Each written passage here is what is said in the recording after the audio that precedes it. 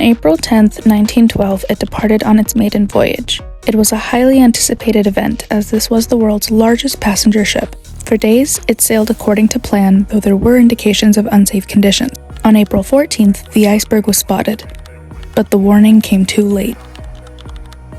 By 2:20 a.m. on April 15th, the ship went fully under. In just 2 hours, one of the world's greatest accomplishments thus far became one of the world's biggest maritime tragedies, having taken over half of its passengers down with it. The ship was a true feat of modern engineering. It was over 800 feet long, 92 feet wide, and 175 feet tall, a fraction of which was hidden beneath the water. It weighed a whopping 52,310 long tons, which equates to over 117 million pounds.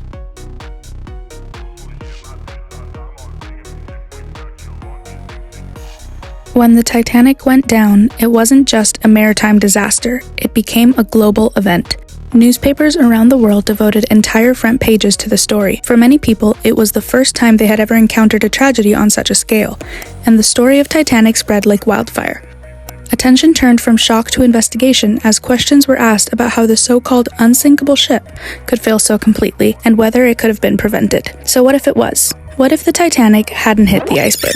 Let's run it back and envision a world in which the lookout saw the iceberg sooner, or perhaps all stations communicated to one another faster. This is a reality in which the ship could have avoided the iceberg. The Titanic's demise, though tragic, served as a lesson for the industry to make some radical changes in order to prevent another incident even remotely close to this one. For one, people would not yet realize the number of lifeboats provided were insufficient. It is a popular topic of Titanic discussion how the ship did not have nearly enough lifeboats for its passengers. However, it's also been established here and there that it was actually exceeding the amount required at the time.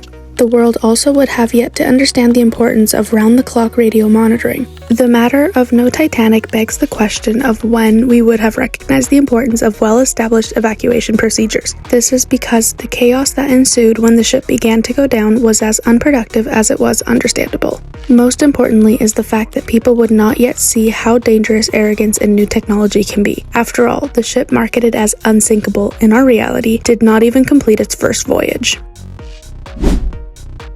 Ultimately, seeing as the conditions that doomed the ship were widespread throughout the industry, the Titanic is a tragic, cautionary tale that was inevitably told, and it served as the wake-up call maritime safety desperately needed.